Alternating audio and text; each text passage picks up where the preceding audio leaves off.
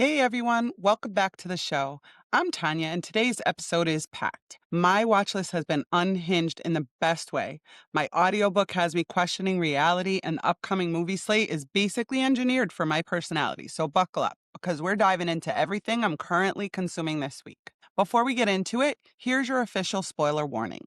I'll be talking about ongoing seasons, finales, plot twists, and a few upcoming releases. So if you're not caught up on shows like Welcome to Derry, our feature, or like Palm Royale, Surviving Mormonism, or Amazing Race, consider this your heads up. I'll keep things light, but you know me, sometimes the commentary slips. All right, let's get into it. Welcome to Derry, episode 8, Winterfire, the season finale. This one is packed visually, emotionally, and lore wise. So I'm going to walk you through it from the very beginning, and then we'll walk about how it ties in with the larger It universe. So this episode opens with this thick, unnatural fog rolling through Derry. And immediately, the adults are in full-on panic mode, running, scrambling for shelter, completely losing it. It's chaos, and it sets the tone right away. There's even this creepy woman staring out of a window with a red balloon behind her, and it gave me total Smile vibes.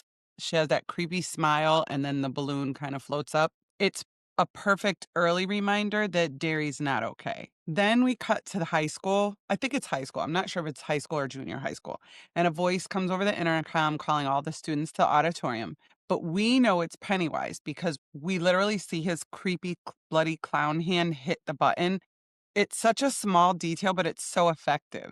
And then he speaks over the intercom in the principal's voice. I just want to say, too, the costumes in this show, the 50s and 60s styling, I really enjoyed the detail from the skirts to the hair bows to the cars and the cardigan sweaters and the setting. It was really good set design and costume design. So the kids gather in the auditorium, and the principal walks out on stage, and something's very wrong. He's clearly not in control of himself, almost trance-like, like puppet-like. Then his head kind of tilts forward and his toupee falls off, and not a single kid laughs, so you know something's wrong. And that's when the horror is about to hit. And then it does, hard. Pennywise throws the principal's now headless body into the audience and then literally punts the head across the room. The kids try to escape, but the doors won't open.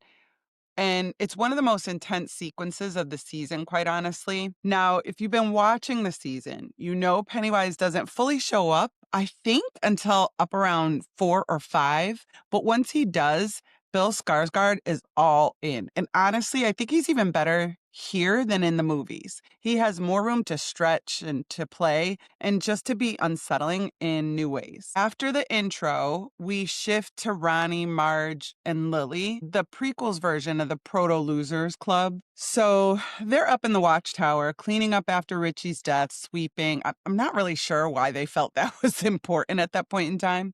But from up there, they see the fog rolling through the town. And because they're above it, they're not affected by it like you'll see that the kids and the other adults are, and the adults in the town are affected. The watchtower, when they go downstairs, they see it's plastered with missing posters. Clearly Pennywise is doing, because the adults are too far gone to care. They're all possessed by that evil, creepy, smiley thing. And when the girls see posters of their own friends, it really hits them hard. And that's when Marge says, "We're going to kill this effing clown." And honestly, it's an iconic line. I could see memes coming from that line. So you see the girls struggling. They try to hop on a bike together, all three of them, but it's not happening. So they spot the milk truck, and Marge, who you kind of perceive as this nerdy, underestimated girl all season, this follower of sorts. She just wants to be in with the crowd no matter what the cost. She jumps in and she convinces the girls that she can drive it. And then she actually kind of does. And so this is the moment where her inner badass really starts to shine. So I think this is really a moment that I started to like Marge and not be annoyed by her. Meanwhile, Pennywise is out in the woods playing piano and trumpet at the same time, like a one clown band, and the kids are floating behind his circus trailer like he's the Pied Piper. It's kind of a chilling visual, and I really think the show is leaning into that symbolism of, following and wanting to be part of the crowd, wanting to be normal, and then here's this Pied Piper that's getting all the kids to follow him. So maybe there's something there. Let me know what you think about that. Then we cut to Dick Halloran. Yes, from The Shining. And he's in a really dark place. Pennywise has opened his mental box, and all the dead voices he's kept locked away come flooding back. He's drinking, smoking, suicidal, and completely overwhelmed by all of these voices of the dead. Will's father, Major Hanlon, begs him to help because Pennywise has taken Will. Dick doesn't want to. He kind of just wants to collapse and implode on himself, but he cares about Will, and that's kind of what pulls him out of this pity fest for himself. We then see the military leaders, the ones that originally brought the military to the town to search for this ancient evil. And they're watching the fog consume Derry on radar. And Dick and Major Hanlon drive to meet Hanlon's wife, Charlotte, who's furious at her husband for letting this thing take Will. Then they meet up with Rose, who's this Native American elder who understands the primitive evil Pennywise represents. I kind of feel like it might be a Wendigo or a Wendigo. I think it's pronounced Wendigo. She realizes they can use Dick's shining ability to locate the shard or a dagger that's made of the same material as the pillars the military stole that are there to keep this evil contained in the woods. Because the military is trying to weaponize Pennywise's energy, which is insane. You can't contain something that ancient and evil. But the shard is the key to containing what I think might be, again, this Wendigo and trapping him again. Rose gives Dick a potion made from roots and herbs, but it hits too fast and he misses some really important instructions she's trying to tell him. I think it's something like don't go through any doors or something, but that doesn't really make sense, so I don't think that's what she says. But suddenly he's seeing through Marge's eyes as the girls drive the milk truck because he's tracking the dagger. So his shining capability hones in on the dagger and where it is, and therefore he can see in the vehicle with the kids. So back with the girls, Lily becomes possessed with the dagger. So the girls crash and the dagger flies out of the truck, and I want to say Ronnie tries to pick it up, but Lily goes nuts. And so they realize that no one can hold it too long without being consumed by it. So they make a pact to share it equally and pass it around so that no one's holding on to it too long. And right after they make that pact with the dagger, Lily kind of has this moment where she finally realizes her friends really do love her, and it's tender and it's grounding. And then the show immediately rips us right back out of that beautiful moment because they look up and they see the kids of Derry floating in the air behind the trailer. Their eyes are glowing and they're drifting through the fog like they're sleepwalking through a nightmare. And among them, they find Will, one of their own. So then all of a sudden the weather starts to turn and a blizzard kind of hits. But it's weird because it's not winter. I think it's summer or spring, but it shouldn't be snowing anyways at all. And the fog and the snow merge into this supernatural whiteout, and they can barely see anything, and the girls are trapped right in the middle of it. Pennywise appears. He crawls out of the circus carriage, and he's like grossly drooling and blowing his horn and radiating pure evil. And he starts running circles around them in the fog because he gets terrified by the shard, which is a threat to him. It's like kryptonite for him. And they can't see him or track him, so they can't stab him because if they can't aim it and see him, they can't do anything with it against him. And he knows this. So he's just continually causing chaos, flying and zooming around them because he's everywhere and nowhere all at once. Then he grabs Marge's legs and yanks her out and her glasses fly off. So now she's really blind because she's already gotten one eye poked out and then her good eye needs the glasses and those are gone. So all she can see is this blurry, monstrous shape inches from her face. It is a really terrifying scene. So meanwhile, while all of this is going on, the adults, Dick, Halloran, Rose, Taniel, who is Rose's son, and the parents of Will Hanlon, Charlotte and Leroy, or Lee as they call him, are out searching for the kids. They're trying to track them through the fog, but Pennywise is always one step ahead. And this is where Pennywise plays his cruelest card yet. He shows Marge this missing child poster, but not from now. It's from the future, from 1988 or 9. I can't remember when that movie takes place. And it's her son, aptly named Richie Tozier. It's the same Richie from the first It movie and I guess the subsequent It movie as well. And Marge is only 13, so she doesn't understand what she's looking at. And that's when you kind of realize that time is like this constant loop and it means nothing in Derry. And this isn't just a story about Pennywise. This is the whole Stephen King universe because you have Dick Halloran in The Shining. You've got references to it, the movie, and it's Derry, Maine, which is a good majority of Stephen King, where Stephen King's universe takes place in. So you're now realizing that this is a King multiverse. This isn't just about that one story, and a prequel to that. This is also where the show makes it clear that the Stephen King universe is just blending together. Right? So the timelines are blending, the mythology is expanding. And then all of a sudden, while he's leaning over Marge with his big wide mouth and teeth and the fiery flames coming out of his mouth, Pennywise freezes mid-attack, just stops. And the kids drop out of the sky like puppets with their strings cut. They have no memory of what happened. They're all standing on a frozen lake now, literally and metaphorically. And then we realize Dick uses Shining and he's inside of Pennywise's mind. So he's kind of playing tricks with Pennywise. And it cuts to a Pennywise memory from when he was Bob Gray. That's his human personality, the sideshow performer. And his carny friends are kind of gather around him and telling him he took a bump on the head. And it's very Wizard of Oz coded, that dreamlike, you were there and you were there kind of energy. But one of the carnies says something that didn't make sense to Pennywise, or might be something he wouldn't have said. And Pennywise notices and he rips off the guy's face and head almost like as if it's a mask. That's not a particularly gory scene. It's just he realizes he's fake and he uncloaks Dick Halloran, and Pennywise kind of kicks him and he flies out of the trailer, and, subsequently, basically Dick Halloran is thrown out of his mind. So back on the ice, the Lieutenant General Francis Shaw approaches the frozen Pennywise. And when Pennywise unfreezes, Shaw arrogantly is like, you're free to go. Go.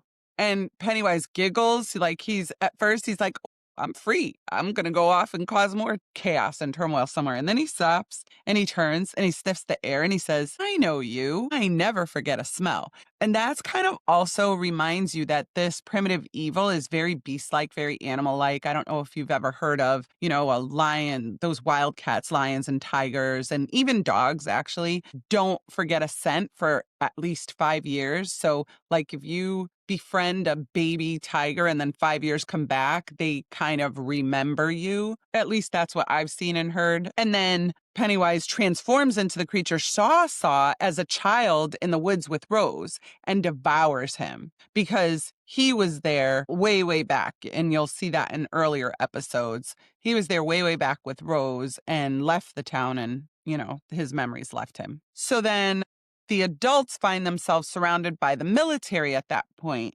and they're pleading with them to help kill Pennywise, but the military refuses, and they call Major Hanlon a traitor, of course. And so the adults take matters into their own hands, and they grab the soldiers' guns. So it's Charlotte and Major Hanlon. It's Ronnie's dad, name is escaping me at the moment, and Taniel and Rose, and they grab the guns to try to go after Pennywise, and they know that they can't kill him, but they can at least slow him down because the kids are trying to get that shard over to the tree to bury it where the pillar was. So Major Hanlon is limping on his injured leg, and he manages to blow Pennywise's head clean off, like with a few shots, multiple shots. And here, yes, this scene is gross, but at the same time, it's also very gorgeous. Like you see the blood kind of floating through the air, but it's very dark. It's very black. It's not red. And I think that's because Pennywise's hair is so red and orange and striking, and they don't want anything to compete with that. So you don't see anything bright and colorful. The blood is just very dark. And then when the corpse pops open, a jack-in-the-box head kind of pops off of his head. And I shouldn't say corpse because we know it's just a body at that point, just a container. And it pops open like a jack-in-the-box and a new Pennywise head springs out, but it has glowing eyes. So while this is all happening and the kids are trying to bury the dagger at the base of the tree, Will is all of a sudden gets controlled by the dagger and he's being pulled away. And they're fighting with him to try to push together and trying to force it into the ground, but they can't do it alone. And then Richie comes back. He's the friend who died in the previous episode, the one that professes his love on his deathbed to Marge. It was the most adorable scene ever. He puts her in the freezer to protect her from the fire at the black spot. And he confesses that he's had a secret crush on her this whole time, but he doesn't make it and passes away from smoke inhalation in the fire. But he appears in spirit form and he puts his hand on the dagger with them as he pushes it down. But I should say the funny part is as he's running past the adults and Dick sees him because he can see spirits, he runs past Pennywise and he gives Pennywise the bird. So that's like classic Richie. But that scene is so emotional and heartwarming. It just gives you a little bit of comic relief and you need a little bit of break from all the chaos that's happening. So I think it was just some mercy from the directors and the writers. And then we get to the final stretch of the episode. And this is where the show quietly drops its biggest reveal, not a jump scare or in a twist, but in this very clear moment of choice. After everything that's happened, the blizzard, the battle, the dagger, the loss, the Hanlons are packing up his car. I should say the kids are able to get the pillar into the ground safely. They flip to the scene where they're at Richie's funeral and Dick Halloran tells Richie's parents that he's there and he's giving comfort to people and they feel like his presence, but they don't know that. They just know they feel something. And Dick Halloran assures them that it is Richie at the funeral. And then after that, it flips to a scene where Rose is trying, the Hanlons are packing up, Ronnie and her dad are packing up, and they want to leave Derry behind. And Rose is standing there because she's getting ready to leave too. And she's trying to convince the Hanlons to stay and take over her farm, really to fight against the evil for the generations that her family has fought against and tried to protect the people in the town. But then they're getting in the car, and Charlotte says, we fight battles separately. You fight in the military against the battles you fight, and I fight against the Jim Crow laws and that type of thing separately. So why not stay and take this crusade on together? And it's subtle, but it's powerful because what Rose is really passing on is a responsibility and a legacy, and she's handing them this job of guarding the cage that holds Pennywise. It's their turn now, their burden, their watch, because Rose has sacrificed so much already. And then the screen fades, the music rises, and the words appear, Chapter 1.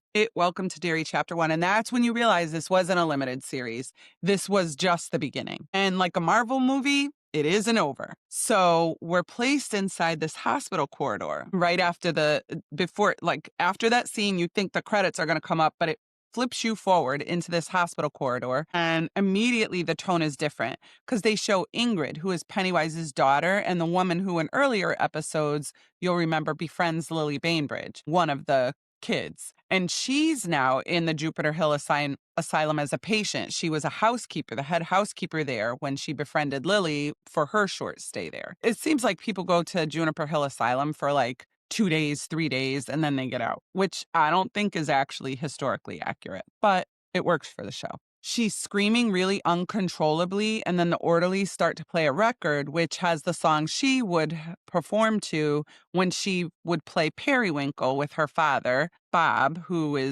was Pennywise the dancing clown. Then the scene changes to an older woman painting, and suddenly it says 1988, 26 years later.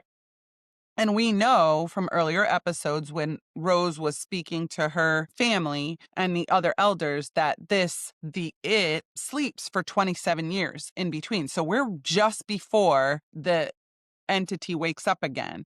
And the older woman who's painting, hears crying and screaming down the hall. So she steps out and nurses are crying in the hall. Police are there. And you can feel that Derry specific dread creeping in. And then the woman who we realize now is the older Ingrid walking towards the noise, and the camera lingers just long enough for us to feel it, that this isn't random and there's something personal and something connected here. She stands looking into the scene where a woman who has just hung herself, assumably a patient, and her family is in the room, and the daughter turns, and it's Beverly Marsh. Not just a cameo, not a wink to the audience. This is Beverly in the middle of her grieving mother's suicide at Juniper Hill. And it's then that the prequel directly intersects with the Losers Club. Then Ingrid says to Beverly not to worry. She says, no one who dies in Derry ever really dies. And the way she says it is calm and eerie and almost knowing. It hits like a warning and a prophecy at the same time. And then this is when you realize this episode isn't just a standalone story, and it's not just tying into the It movies, but it's also locking itself into the continuity of the film and the universe. So all in all, Winterfire, I felt like was a very strong finale because it blends character arcs, lore expansion, and pure horror so seamlessly. And once we get to the final scenes, which tie directly into the film, everything starts to click into place. So if you haven't rewatched the movie yet, this episode practically demands that you go back and watch it. So if you've only ever seen it once, because now that we've seen this moment through the prequel lens, the entire It universe feels so much more connected, more intentional,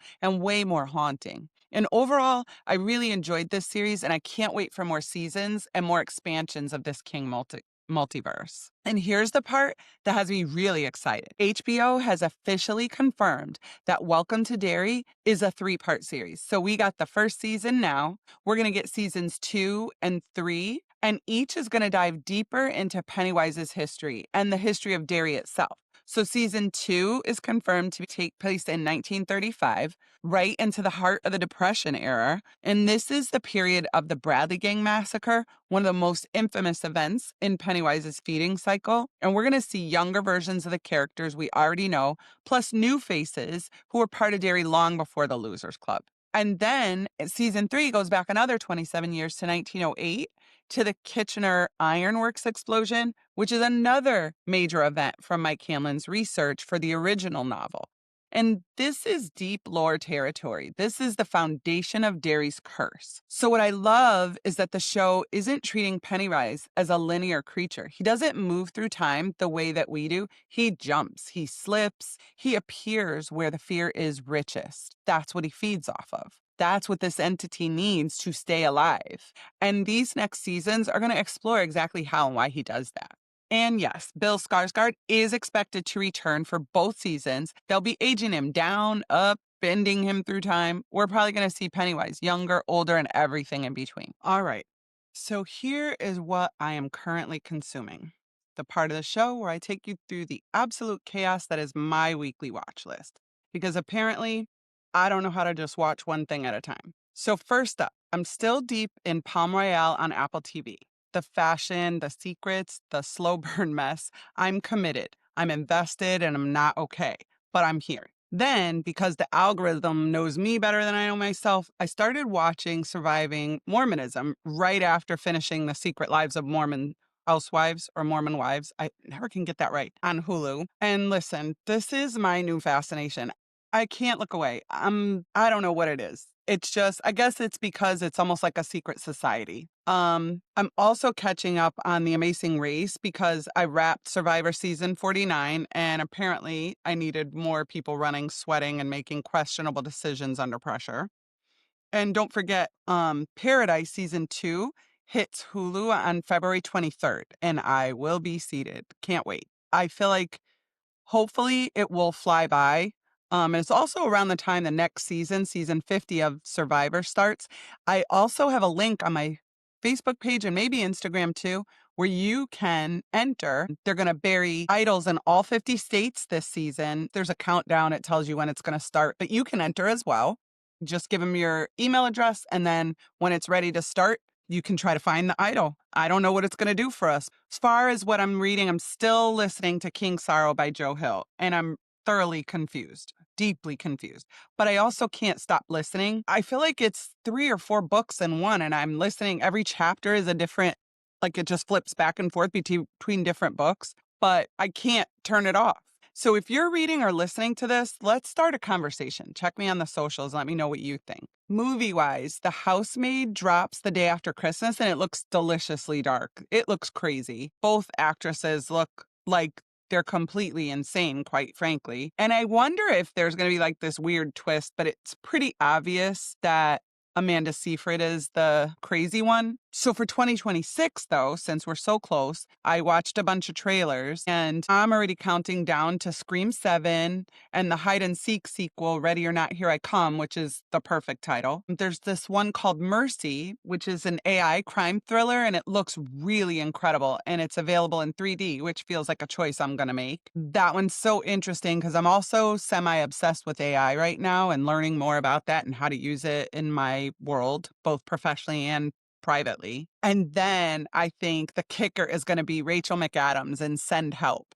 Because I already know I'm going to identify with her character. You've already heard me say I like Survivor, and the trailer makes mention of Survivor. The character is trying to try out for Survivor, and that's what everyone in the office is kind of making fun of her for it. And that one hits theaters in January, so I'm definitely going to that. The Hunger Games Sunrise on the Reaping looks really good, so yes, yes, and yes. And finally, I saw a teaser for a movie called The Internship, starring the actress who played Elizabeth on The Blacklist, which was another obsession I had. And she's searching for her daughter who's being hunted by the Russian mob. And anyone who watched The Blacklist knows that there's a tie, and that Elizabeth was the child of an American spy and a Russian spy. Or we don't know that. We don't know who her father was. We don't know if it was Red. We don't know if it was the Russian spy that they were friends, her mother and he were friends with. But I will absolutely be researching whether there's some kind of crossover or spiritual successor energy happening there, or if it was just a coincidence, but very interesting. So I'm telling you right now, if the internship ends up being connected to the Blacklist in any way, shape, or form, I will lose my mind. So stay tuned. And as always, tell me what you are watching. Hit me up on Instagram at I saw this podcast, or search up I Saw This Podcast on Facebook. I love hearing what's on your list and what rabbit holes you've fallen into this week. All right, y'all, that wraps up this week's dive into everything I'm currently consuming. From the glamorous chaos of Palm Royale to my new obsession with surviving Mormonism, from the movies I'm counting down all the way into 2026, to the audiobook that has me confused but committed. This has been a week. I hope you enjoyed my review of It, Welcome to Derry, mainly episode 8, the finale. And honestly, that's what I love about sharing this space with you. We get to explore all these worlds together, one twist, one episode, and one trailer at a time. If something I talked about today ends up on your watch list, let me know. If you're spiraling over a show I haven't touched yet, definitely let me know. I love hearing what you're into, what you're loving, what you're hate watching, and what you're obsessing over. This community is built on curiosity, conversation, and a shared love of storytelling. Messy, beautiful, chaotic storytelling. So until next time, keep watching, keep listening, keep exploring, and keep sending me your recommendations. I'll be right here, consuming way too much content so you don't have to, or so you absolutely will. Talk to you soon.